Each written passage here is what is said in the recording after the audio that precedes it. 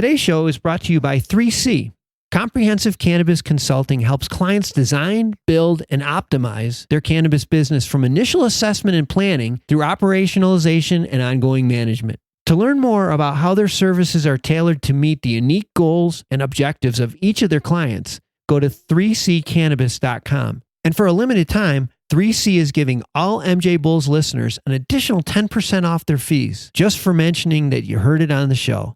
Go to 3ccannabis.com. So with us, we have 9 million viewers right now in our dispensaries. When you aggregate the traffic that goes into them every day, that's a guaranteed exposure rate for those channels. It's not like somebody has to select like you would in a traditional over the top. We're actually programming and pushing the content.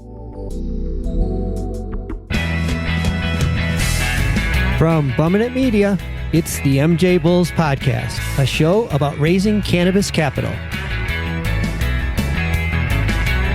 I'm Dan Humiston, and on today's show, how YouTube's decision to remove cannabis shows created an opportunity for this company to host and distribute their content.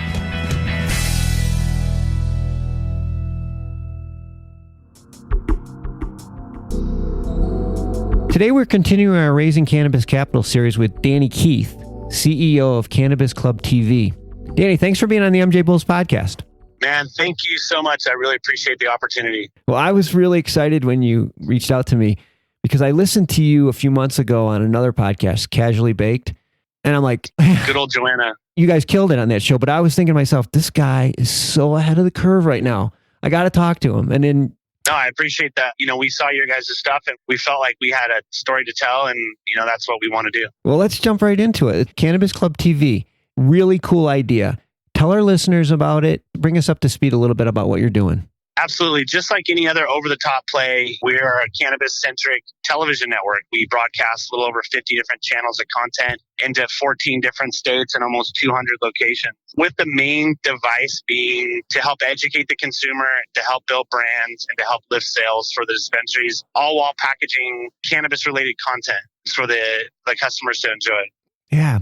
You're in dispensaries in like 14 states. How does that work? Is it like a closed circuit TV or network that goes into each one of these dispensaries? Well, just not unlike a Fire Stick or Roku, we have a device that we ship out to the location. And once that device is connected to the internet, then we control that via a desktop application that allows us to monitor and manage our health and network. So the real big kicker is that it's no cost to the location. And on top of that, we manage everything. So the device turns on when the dispensary opens. It turns off when they close. We program all the content for them. We've built in a remote control into the cell phone so that they can control their channel choice if they so desire, or we'll launch to our newest channels as we get evergreen content. It's really meant to help monetize or help activate the walls while these people are standing, which a lot of them are kind of curious and don't have exposure to your high times or your other mechanisms by which they would learn more about the cannabis space. So we're talking to a group of people that are somewhat undereducated around cannabis and how they can consume. And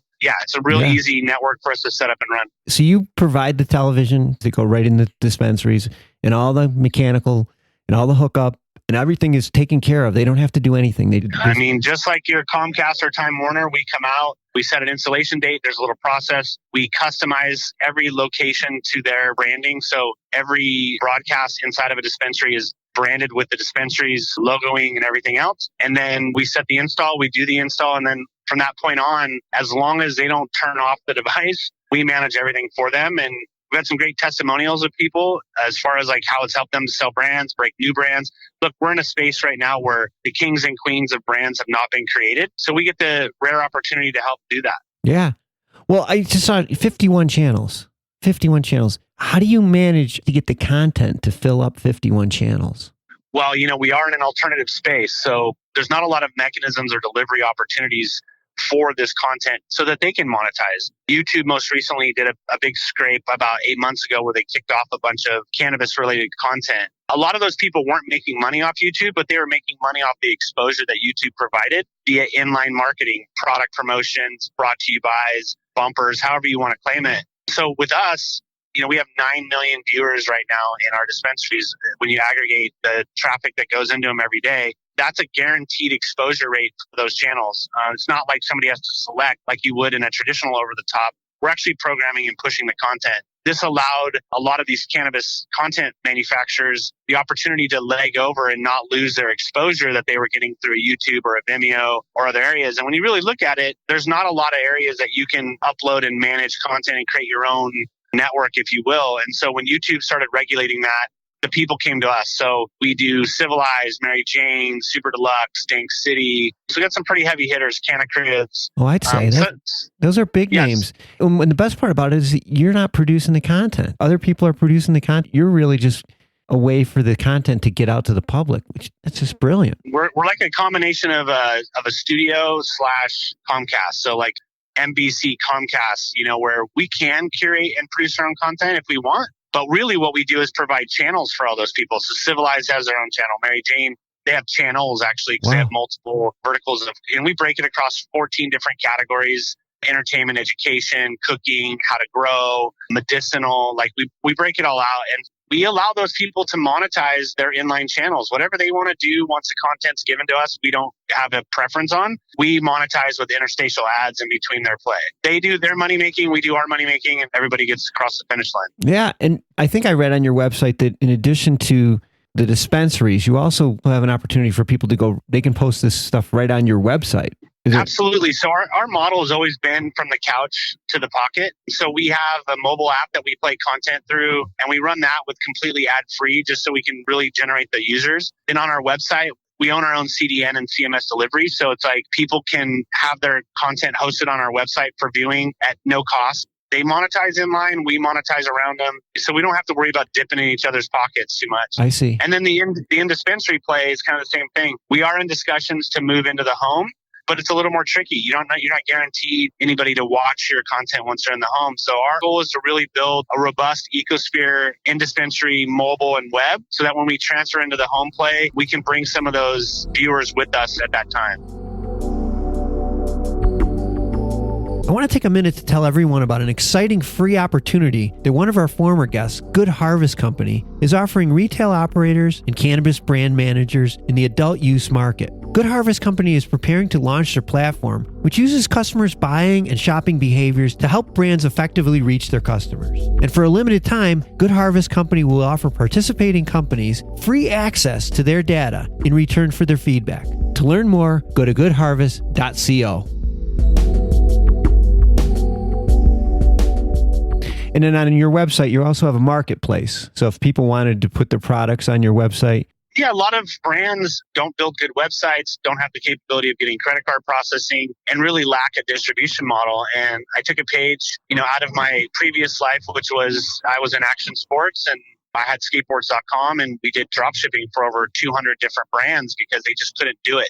And so I just took that same mentality to the cannabis space. And, we have about 400 products, about 30 different brands on there. And we ship products. We're shipping probably 10 to 20 products a day out. We want to be the expert in the space when people want to find great content. We're going to be launching a podcast page where we put all the different cannabis content podcasts on them, so that when people want to learn, we want to satisfy that canna curious person's desire to consume content.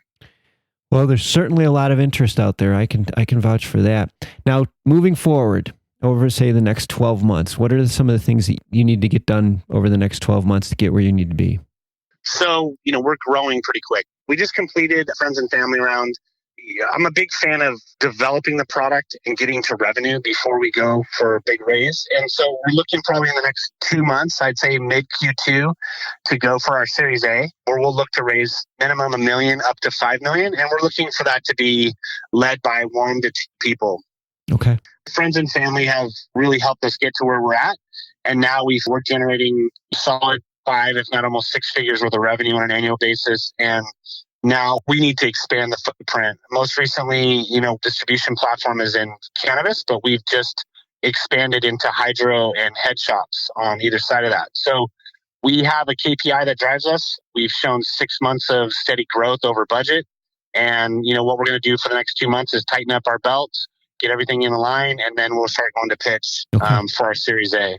Well, I know a lot of investors will find this interesting because you're not a startup. When you say you have over 9 million monthly visitors, and right, you're in 14 states already. I mean, this is a full blown business. You're on the fast track right now, and to set up a dispensary, or if you want to roll into head shops, or there's an upfront investment every time you open up a new facility. There's absolutely. And we've gotten really good about trying to kind of keep our standardization of cost, but we get our money back within 2 to 3 months on a location. So as long as we're not going too elaborate, we're making the investment, we're getting it back, and our retention rate on advertisers is good. Our retention rate on dispensaries is good.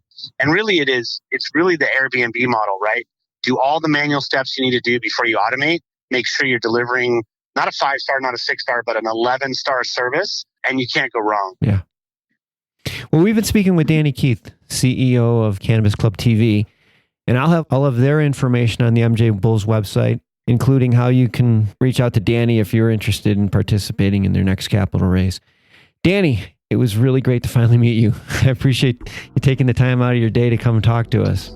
Absolutely, man. You know what? I don't think this is the last time we're going to be talking. So I hope you have a great weekend.